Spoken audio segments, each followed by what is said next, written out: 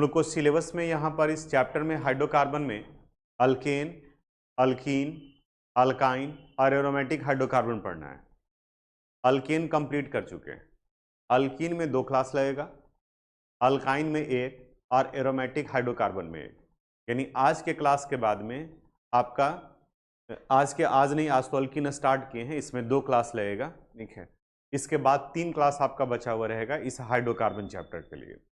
अभी आज हम लोग इसका introduction, nomenclature, isomerism, preparation complete कर लेंगे। फिजिकल प्रॉपर्टीज हो जाएगा, केमिकल प्रॉपर्टीज में देखते हैं, टाइम बचता है तो एक आध केमिकल प्रॉपर्टीज पढ़ेंगे। अभी स्क्रीन पर आपको अल्कीन दिखाई दे रहा है। अल्कीन क्लासिफिकेशन याद करो। हाइड्रोकार्बन को 2 पार्ट में बांटे थे, एक सैचुरेटेड और दूसरा अनसैचुरेटेड। सैचुरेटेड को ही अल्केन कहा जाता है और अनसैचुरेटेड में double covalent bond containing alkyne और जहां ट्रिपल कोवेलेंट बॉन्ड है उसे अल्काइन कहा जाता है। यानी कि अल्कीन अनसैचुरेटेड हाइड्रोकार्बन है और इस अनसैचुरेटेड हाइड्रोकार्बन का जनरल फार्मूला क्या होगा? CnH2n। इनका होता है अल्कीन में कम से कम 2 कार्बन एटम होने चाहिए, तभी तो डबल कोवेलेंट बॉन्ड बनेगा। इसलिए इसका फर्स्ट मेंबर होता है इथीन, यानी C2H4। कई बार में स्टूडेंट से अंडर 10th क्लास में क्वेश्चन भी पूछा जाता था कि सेकंड मेंबर ऑफ अल्केन क्या होगा, तो अल्केन का सेकंड मेंबर इथेन होगा, फर्स्ट मेंबर वहां मीथेन होगा। लेकिन अल्कीन का फर्स्ट मेंबर मीथीन नहीं होता है, क्या होता है? इथीन होता है। यानी अल्कीन और अल्काइन में फर्स्ट मेंबर में 2 कार्बन एटम होंगे, यानी अल्केन से 1 ज्यादा होगा इसमें नंबर ऑफ मेंबर्स पूछा जाए तो। अगर किसी भी कंपाउंड का इसमें कोई भी इथीन, प्रोपीन कोई भी स्ट्रक्चर ले लें हम लोग, तो जहां double covalent bond containing carbon atom है उनका अगर देखेंगे हम लोग तो इसके पास का हाइब्रिडाइजेशन कौन सा होगा? sp2। हाइब्रिडाइजेशन निकाले हैं हम लोग, नंबर ऑफ सिग्मा बॉन्ड और पाई बॉन्ड भी निकाले हैं। ये इंट्रोडक्शन के बाद में इससे रिलेटेड क्वेश्चन है आपके एनसीईआरटी बुक का, नोमेनक्लेचर से रिलेटेड। पहले ही बताया था कि नोमेनक्लेचर हम लोग पढ़ चुके हैं, लेकिन फिर भी एक बार में टच करते हुए चलते हैं कि जो पढ़ा हुआ पार्ट है वो आपको ध्यान में आ जाए कि हाँ इसी तरीके से। तो उसी का एक क्वेश्चन हम यहाँ पर दिए। इसमें कहना है right IUPAC name of the following compound and also calculate the total sigma and pi bond. Sigma और पाई बॉन्ड भी निकालना है। देखो यहाँ CH2 डबल बॉन्ड C, फिर CH2 होल ट्वाइस है। इसका नेमिंग करने के लिए सबसे पहले इसको एक्सपेंडेड फॉर्म में लिखना होगा। तो CH2 डबल बॉन्ड C, इसके साथ ये पार्ट पूरा लगा हुआ है। देखो एक आ जाएगा CH2 और CH3, और फिर नीचे की तरफ में भी वही CH2 और CH3। इसका नेमिंग करना है। पहला काम होता है longest carbon chain as parent chain. आप बता सकते हैं इसके पेरेंट चेन में कितने कार्बन एटम होंगे? ध्यान से सारे रूल्स को ध्यान में रखो। अगर यहां से लेकर चलते हैं तो 1 2 3 4 5 6 7, लेकिन इसको लेकर चलेंगे तो ये मल्टीपल बॉन्ड बाहर हो जाएगा। रूल्स क्या बताता है? Multiple bond must be present in parent chain, यानी कि पेरेंट चेन के अंदर में ही मल्टीपल बॉन्ड होना चाहिए। तब यहाँ ये पेरेंट चेन हो गया, ये सब्स्टिट्यूएंट यानी कि अल्काइल ग्रुप हुआ। नंबरिंग उधर से करते हैं जिधर से मल्टीपल बॉन्ड नजदीक में पड़े। तो 1 2 3 4 और ये 5। बताओ तो 2 पर कौन सा ग्रुप लगा हुआ है? प्रोपाइल। तो 2 प्रोपाइल, 3 कार्बन एटम, इसीलिए टोटल 5 कार्बन एटम। तो 5 से पेंट 1 और 2 के बीच में डबल बॉन्ड लगा हुआ है, तो 1 इन, यानी 2 प्रोपाइल पेंट 1 इन। अब दूसरा काम है सिग्मा और पाई बॉन्ड आइडेंटिफाई करना। पाई बॉन्ड तो दिखता है आप, सिग्मा हिडन भी होता है। तो देखो तो यहाँ नंबर ऑफ पाई बॉन्ड कितना हो गया? 1। सिग्मा देखो काउंट कैसे करेंगे? कार्बन और कार्बन के बीच का सिग्मा बॉन्ड दिख रहा है, और कार्बन और हाइड्रोजन के बीच भी सिग्मा बॉन्ड ही बनता है। तो पहले जो दिख रहा है बॉन्ड उसको काउंट कर रहे हैं। 1 2 3 4 5 6 7। अब हाइड्रोजन काउंट कर लेते हैं। 7 and 3 10, 12 14 16 18 20 23, यानी कि नंबर ऑफ सिग्मा बॉन्ड कितना हो गया? 23। निकल गया ये सिग्मा बॉन्ड भी और पाई बॉन्ड भी।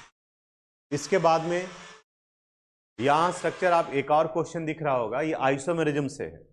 2 आइसोमेरिज्म है, एक स्ट्रक्चरल और ज्योमेट्रिकल। ज्योमेट्रिकल हम लोग सीखेंगे, यह स्ट्रक्चर हम लोग का पढ़ा हुआ है, उसी वाले पार्ट से करना है। यहाँ करा है write structures and IUPAC name of different structural isomers of alkene corresponding to C5H10, यानी पेंटीन का बनाना है। क्या बताए थे आपको C5H10 में, या कोई भी अल्कीन का बनाना है तो इतने अलग अलग तरीके से आप अरेंज कर सकते हैं। कीजिए, आयुपैक नेम अगर अलग है तो एक दूसरे के आइसोमर्स के हैं। तो 5 कार्बन एटम है। एग्जामिनेशन में आप हाइड्रोजन डाल करके बनाओगे, हम यहाँ पे डायरेक्ट बना रहे हैं। देखिए C5H10 कहने का मतलब अल्कीन है, तो एक डबल बॉन्ड भी रखेंगे तो एक ये स्ट्रक्चर बन जाएगा 2 3 4 5, 1 2 3 4 5। यहाँ डबल बॉन्ड डाल दिए, नंबरिंग 1 2 3 4 5। बताओ नाम इसका, पेंट 1। अब डबल बॉन्ड को 1 से हटाकर 2 पर डाल देते हैं, 1 2 3 4 5 यहाँ डाल दिए। अब ये 1 2 3 4 5, इसका नाम बताओ, पेंट 2 3। अब बताओ तो इसके डबल बॉन्ड को यहाँ डाल देंगे तो 3 हो जाएगा क्या, फिर क्या हो जाएगा, पेंट 2 ही हो जाएगा। यानी कि डबल बॉन्ड के पोजीशन शिफ्ट करके सिर्फ ये 2 बन रहा है। अब क्या कर रहे हैं कि 5 की बजाय 4 कार्बन एटम को चेन में रखते हैं और एक को ब्रांच में डाल दिए। मान लिया डबल बॉन्ड यहाँ है, ये हो गया 1 2 3 4। 3 पर कौन सा ग्रुप है, मिथाइल, ये लिखा जाएगा 3 मिथाइल। टोटल 4 है तो ब्यूट 1 और 2 के बीच में क्या लिखेंगे, 1 ईन। अब इसको यहाँ ले आते हैं, थर्ड के बाद 4, 1 2 3 4, और इस जगह पर ये डबल कार्बन एटम डाल दिए डबल बॉन्ड वाले से, 2 3 4। नाम बताओ इसका, 2 मिथाइल ब्यूट 1 ईन। अब और नहीं हो सकता इसमें, तो अब डबल बॉन्ड का पोजीशन शिफ्ट करते हैं, 1 की बजाय 2 पर ले आते हैं, 1 2 3 4, यहाँ डबल बॉन्ड डाल दी और इस जगह पर C, यहाँ हो गया 1 2 3। नाम बताओ इसका, 2 मिथाइल ब्यूट 2 मिथाइल ब्यूट 2 इन। इसके अलावा और कोई स्ट्रक्चर नहीं बनेगा, यानी कि इसमें 5 ही अरेंजमेंट हो सकता है। इसके अलावा अगर कोई और स्ट्रक्चर आपके दिमाग में आ रहा है तो आप बोलिए, हम यहाँ एक्सप्लेन करेंगे। यहाँ हम लोग 11th के सिलेबस का लास्ट आइसोमेरिज्म पढ़ रहे हैं। आइसोमेरिज्म में आपको बताया था कि 2 टाइप है, स्ट्रक्चरल आइसोमेरिज्म और दूसरा स्टीरियो आइसोमेरिज्म। स्ट्रक्चरल आइसोमेरिज्म में चेन, पोजीशन, फंक्शनल, मेटामेरिज्म और टाउटोमेरिज्म, ये पढ़ चुके थे हम लोग फर्स्ट चैप्टर में। और स्टीरियो आइसोमेरिज्म का 2 था, एक ज्योमेट्रिकल और दूसरा ऑप्टिकल। ज्योमेट्रिकल अभी डिस्कस कर रहे हैं और ऑप्टिकल क्लास 12th में पढ़ना है, हैलोल्केन हैलोरीन में। ज्योमेट्रिकल आइसोमेरिज्म अल्कीन के केस में होगा, यानी कि जहां पर 2 carbon atom double covalent bond से जुड़े होंगे, यानी कि कम से कम 2 sp2 हाइब्रिडाइज्ड कार्बन होगा। 2 तरीके से क्वेश्चन पूछता है।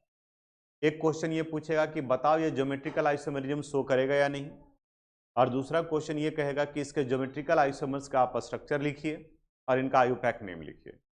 ये फर्स्ट टाइम आप देख रहे हैं तो पेशेंस का जरूरत पड़ेगा, इसलिए हम इसको पूरा एग्जाम्पल्स बताएंगे। आप पेशेंस रखोगे, जैसे ही फिर क्वेश्चन पर 1 2 में हम शिफ्ट करेंगे तो सब कुछ ऑटोमेटिकली क्लियर हो जाएगा। कॉपी करने के लिए हम टाइम देंगे, उसके लिए आप नहीं हड़बड़ाना। मान लिया कि एक अल्कीन है जो इस तरीके का है, यह है ABC डबल बॉन्ड CA, ये है। हमें ये आइडेंटिफाई करना है कि ज्योमेट्रिकल आइसोमेरिज्म बनाएंगे या नहीं, शो करेंगे या नहीं, और अगर शो करेंगे तो इसमें से कौन सिस है और कौन ट्रांस है। यहाँ A और B एटम या ग्रुप है, कुछ भी हो सकता है, मिथाइल इथाइल प्रोपाइल कोई फंक्शनल ग्रुप भी हो सकता है। C लेकिन कार्बन को रिप्रेजेंट कर रहा है, तो यहाँ पर पहले क्या करेंगे कि इन दोनों C को लिख लेते हैं। यहाँ लिख लिए C double bond C। Carbon 4 bond बनाता है, तो इस कार्बन का 2 बॉन्ड हो चुका है, अभी कितना बचा हुआ है, 2। इनका भी 2 हो चुका है, ये 2 हो गया। अब देखो तो इस वाले कार्बन के साथ में और क्या लगा हुआ है, A और B, तो यहाँ A लिख दिया और यहाँ B। इसके साथ में भी क्या लगा हुआ है, ए और पी। अब कहता है कि दोनों sp2 हाइब्रिडाइड कार्बन एटम के साथ अटैच्ड एटम या ग्रुप में उसे आप आइडेंटिफाई करो जो दोनों में है, जो दोनों में कॉमन है। संयोग से यहाँ दोनों में ए भी है और दोनों में बी भी है। हमें सिर्फ एक भी मिल जाता तो काम चल जाता, संयोग से यहाँ पर दोनों है। अब कह रहा है कि आइडेंटिकल एटम और ग्रुप सेम साइड में हो। सेम साइड करने का मतलब है तो अपर पार्ट में या फिर लोअर पार्ट में, तब उसे सिस कहा जाता है, और डायगोनल अपोजिट पोजीशन पर हो तो उन्हें ट्रांस कहा जाता है। कोई एक को आप कंसीडर करके चलो, मान करके चलते हैं हम कि ए का पोजीशन ले रहे हैं, यहाँ ए और ए, तो ये दोनों एक साइड में है, इसलिए इसे कौन सा फॉर्म कहेंगे, सिस। अब इसका अगर हमें ट्रांस लिखने के लिए कहा जाएगा तो किसी भी साइड के पोजीशन को चेंज कर दो। मान लें कि इसे हम ए और बी ही छोड़ देते हैं, इसे चेंज कर दे रहे हैं, यहाँ बी कर दिया और यहाँ ए, हम लोग ए कंसिडर कर रहे हैं, तो यहाँ ए और यहाँ ए है, तो इसमें ए और ए सेम साइड में था तो क्या हो गया, सिस, और यहाँ डायगोनल अपोजिट पोजीशन में है तो ट्रांस। यहाँ पर ये ट्रांस हो गया। कोई कहेगा हम ए नहीं हम बी को लेंगे, तो देखो ना दोनों बी भी किस पोजीशन पर है, डायगोनल अपोजिट पर। एक दूसरा एग्जाम्पल लेते हैं, मान ली इस बार है A B C double bond C A X, ये इसको भी सबसे पहले इस वाले फॉर्मेट पर लिखेंगे, यहां सी डबल बॉन्ड सी, इसके एक साइड में बताओ यहाँ पे क्या क्या कौन कौन सा आइटम लगा हुआ है, ए एंड बी, इसके साथ ए एंड एक्स। अब आप बताओ ज्योमेट्रिकल आइसोमेरिज्म आइडेंटिफाई करने के लिए किसको कंसिडर करोगे, ए। क्यों ए को, क्योंकि दोनों में कॉमन है। तब यहाँ ए और ए हम लोग देख लिए। अब बताओ तो ये सिस है या ट्रांस है, जैसे ही सिस बन गया तो ट्रांस भी बनेगा ही बनेगा।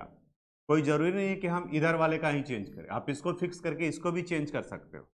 मान लीजिए यहाँ बी कर दिया और यहाँ क्या कर दिया ए, और यहाँ ए हो गया और इस जगह पर एक्स। ए को देखना है, यहाँ ए और यहाँ ए, बताओ इन्हें क्या कहा जाएगा, ट्रांस। थोड़ा सा क्लियर हुआ होगा कि सिस और ट्रांस क्या है। इसको देखते हैं, A B C double bond C A ए,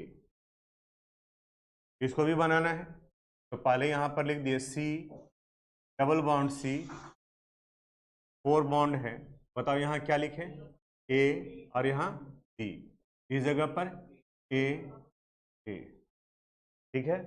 अब आप बताओ ये सिस है या ट्रांस है, तो कोई एक कंपाउंड दोनों हो ही नहीं सकता है। जब सिस होगा या फिर वो क्या होना चाहिए, ट्रांस, लेकिन इसमें वैसा कोई पॉसिबिलिटी नहीं लग रहा है। इन दोनों को कंपेयर कर रहे हैं तो लग रहा है कि सिस है, लेकिन इस दोनों को कंपेयर कर रहे हैं तो क्या लग रहा है, ट्रांस है। इसका मतलब ये हुआ कि यहाँ ज्योमेट्रिकल आइसोमेरिज्म पॉसिबल नहीं है। आइसोमेरिज्म का मतलब होता है ग्रुप ऑफ कंपाउंड, तो यहाँ ग्रुप 1 कहाँ रहा है, यहाँ तो बस एक ही कंपाउंड है जो उस तरीके से दिख रहा है, तो इस तरह के कंडीशन में ज्योमेट्रिकल आइसोमेरिज्म नहीं बनेंगे। इसको देखते हैं हम लोग, A B C double bond C X Y, यहाँ पर लिख दिया सी डबल बॉन्ड सी, यहाँ पर ए बी, यहाँ बताओ एक्स और यहाँ वाई। अब बताओ ये सिस है या ट्रांस है, ना तो सिस और ना ही ट्रांस, इसका मतलब ये भी ज्योमेट्रिकल आइसोमेरिज्म शो नहीं करेंगे। इस डिस्कशन से ये क्लियर हुआ कि कहीं पर ज्योमेट्रिकल आइसोमेरिज्म बनेगा, अगर ज्योमेट्रिकल आइसोमेरिज्म बनेंगे तो सिस भी होगा और ट्रांस भी होगा, और इस तरह की अगर कंडीशन हुए तो ज्योमेट्रिकल आइसोमेरिज्म नहीं पॉसिबल है। इसी से रिलेटेड आपके एनसीईआरटी बुक का ये क्वेश्चन यहाँ दिख रहा है, कह रहा है which of the following compound will show cis trans isomerism, इनमें से कौन सिस ट्रांस आइसोमेरिज्म शो करेगा। तो अगर सिस भी बन गया तो ट्रांस बनेगा, ट्रांस भी बन गया तो सिस बनेगा, और ना तो वो सिस दिख रहा है ना ही ट्रांस दिख रहा है तो आइसोमेरिज्म शो नहीं करेगा। अब वही कंसेप्ट जो अभी सीखे इसको लगाते हैं। देखो यहाँ डबल बॉन्डेड कार्बन कौन है, एक ये है और एक ये, तो पहले इसको यहाँ लिख दी, 4 बॉन्ड बनना है, यहाँ पर ये 4 बॉन्ड, बिल्कुल केयरफुली। इसके साथ में देखो क्या लगा हुआ है, 2 मिथाइल, यहाँ CH3 और इस जगह पर भी CH3। इसके साथ देखो एक हाइड्रोजन है और दूसरा कौन सा ग्रुप है, C2H5, तो एक हाइड्रोजन डाल दिए और दूसरा C2H5। अब आप जज करो कि यहाँ ज्योमेट्रिकल आइसोमेरिज्म बन रहा है या नहीं बन रहा है ज्योमेट्रिकल आइसोमेरिज्म नहीं बन रहा है, क्योंकि यहाँ CH3 यहाँ एक भी नहीं है। इसका मतलब ये ज्योमेट्रिकल आइसोमेरिज्म शो नहीं करेंगे। इन दोनों को नहीं देखेंगे, sp2 हाइब्रिडाइज्ड कार्बन एटम जो एडजेसेंट पर हैं उनको देखना होता है। इसे देखते हैं, C डबल बॉन्ड C। अब थोड़ा सा बताओ आप इसके साथ क्या लिखें, H यहां, इसके साथ Br यहां। बताओ ये ज्योमेट्रिकल आइसोमेरिज्म है या नहीं है? ये भी ज्योमेट्रिकल आइसोमेरिज्म शो नहीं करेंगे। इसे देखते हैं, C6H5CH यानी कि ये कार्बन एटम, ये कार्बन एटम, एक में इसके साथ में पहले लिख लेते हैं C डबल बॉन्ड C। यहां भी दो एटम या ग्रुप आएगा, यहां भी आएगा। यहां बताओ क्या लिखें, H, और जगह पर C6H5। यहां बताओ, यहां CH3। बताओ तो ये ज्योमेट्रिकल आइसोमेरिज्म है या नहीं? कौन सा? कैसे पता चला? हाइड्रोजन यहां भी और यहां भी, यानी ये क्या बन गया, सिस। और जब सिस बन गया तो ट्रांस भी बनेगा। यहां C, मान ली कि इसके पोजीशन को वैसे ही छोड़ दिए, H C6H5, यहां क्या कर दिए CH3 और यहां H, ये कौन सा बन गया, ट्रांस। यानी कि अगर कौन शो करेगा तो यहां पर ये थर्ड वाला ज्योमेट्रिकल आइसोमेरिज्म शो कर रहा है। इसमें आते हैं CH3CH डबल बॉन्ड, यानी कि ये कार्बन और यहां ये carbon, C double bond C। बताओ इसके साथ कौन कौन सा? दूसरा CH3, इसके साथ क्लोरीन, और बताओ सिस या ट्रांस हो रहा है किससे? CH3 और CH3, क्या बन गया, सिस। और जब सिस बन गया तो ट्रांस बना सकते हैं। यहां H और यहां CH3, यहां CH3 और यहां Cl, ये कौन सा आइसोमर बन गया, ट्रांस। अब हमको लग रहा है ये पार्ट तो आप समझ गए कि सिस और ट्रांस क्या होता है। एक और क्वेश्चन है, इसको देखो, यहां करा है, draw cis and trans isomer of the following compound and also write their IUPAC name. इनका आयुपैक नेम भी लिखना है। CH Cl डबल बॉन्ड, तो Cl के साथ तो डबल बॉन्ड नहीं बनेगा, डबल बॉन्ड किसके साथ लगेगा, कार्बन के साथ, यहां कार्बन के साथ, तो C डबल बॉन्ड C, ये लिख दिए। बताओ इसके साथ एक क्या लिखेगा, H, दूसरा Cl, फिर Cl। बताओ ये सिस या ट्रांस? यहां पर ये सिस हो गया, और जब सिस बन गया तो ट्रांस भी बन सकता है। C double bond C, H Cl, Cl और H, ये कौन सा फॉर्म हो गया, ट्रांस। अब यहां करा आयुपैक नेम भी, तो आयुपैक नेम लिखिए। आयुपैक नेम देखो तो कितने कार्बन एटम है, 2, 1 पर भी क्लोरो है, 2 पर भी क्लोरो है, तो इनका नाम हो जाएगा 1,2 डाइक्लोरो इथीन, 1,2 डाइक्लोरो इथीन। और इसी के आगे में ये सिस लगा हुआ है, इसका नेमिंग करेंगे तो ये हो जाएगा ट्रांस 1,2 डाइक्लोरोइथीन, यानी कि नाम दोनों का सेम ही होगा, इसलिए कहा जाता है same molecular formula and structural formula, क्योंकि स्ट्रक्चर भी सेम है। सिर्फ 3 डायमेंशनल स्पेस में एटम और ग्रुप का अरेंजमेंट अलग अलग है, स्पेशियल अरेंजमेंट अलग अलग है, स्ट्रक्चरल फार्मूला दोनों का सेम है, तभी तो दोनों का आयुपैक नेम भी जो वो सेम आ रहा है। इसी से रिलेटेड एक और ये क्वेश्चन है, इसके बाद प्रिपरेशन पर आ जाएंगे, इसको भी करते हैं हम लोग। C2H5CCH3, यानी कि ये बॉन्ड है और यहाँ C के साथ लगा, यहाँ C डबल बॉन्ड C इसके साथ में जुड़ गया। देखो तो इसके साथ कौन कौन सा ग्रुप है, CH3 C2H5, यहाँ CH3 और C2H5। बताओ तो ये सिस है या ट्रांस है? सिस हो गया।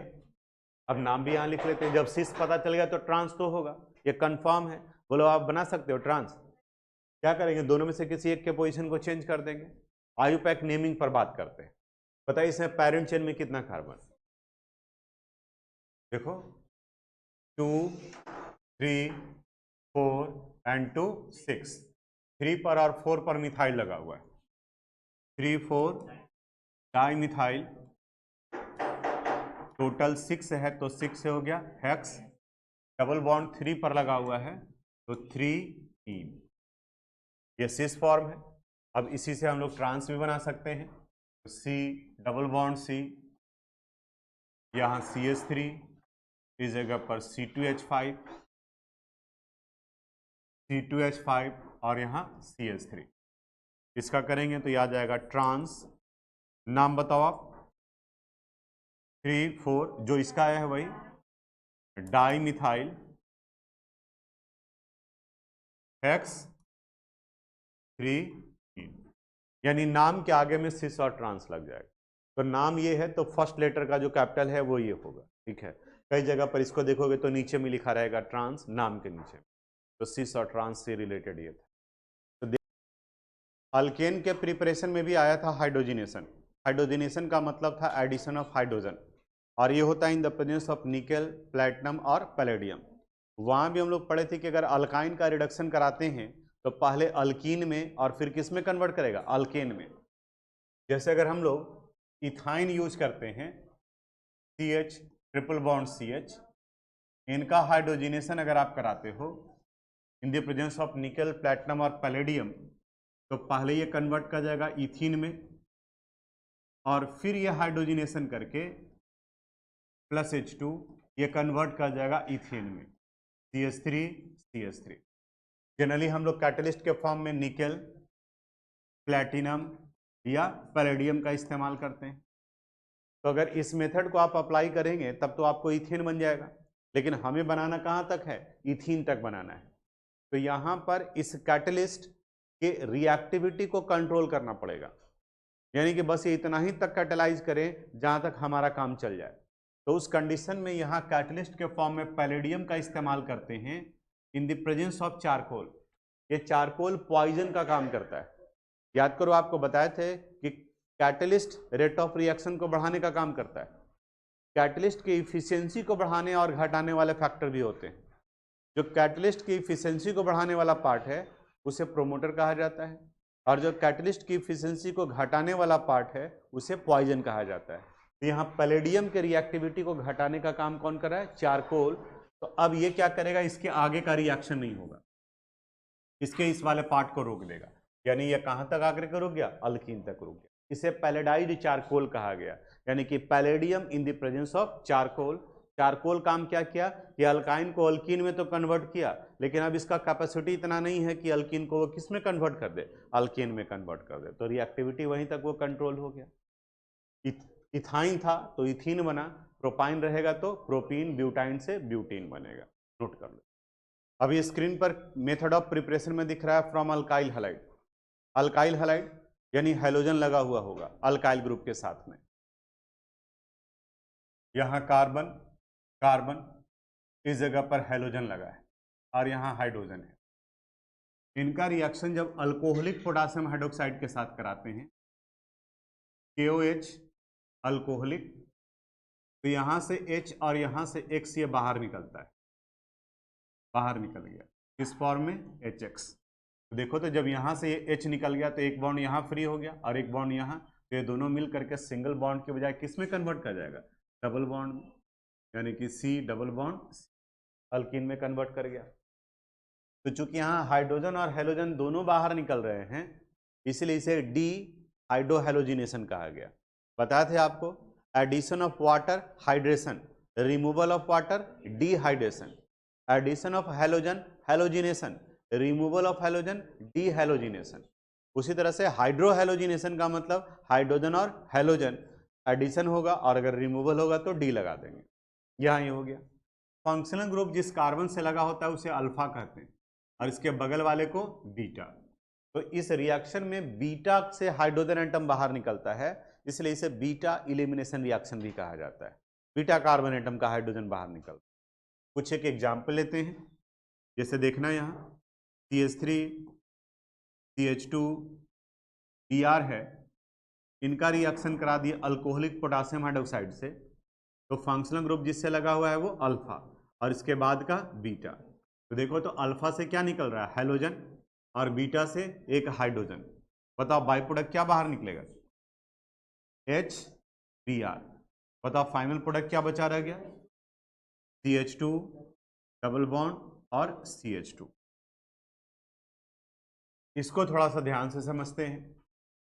CH3 CH2 CH Cl और CH3 ये है, इनका भी रिएक्शन कराया गया अल्कोहलिक पोटासियम हाइड्रोक्साइड से, KOH अल्कोहलिक।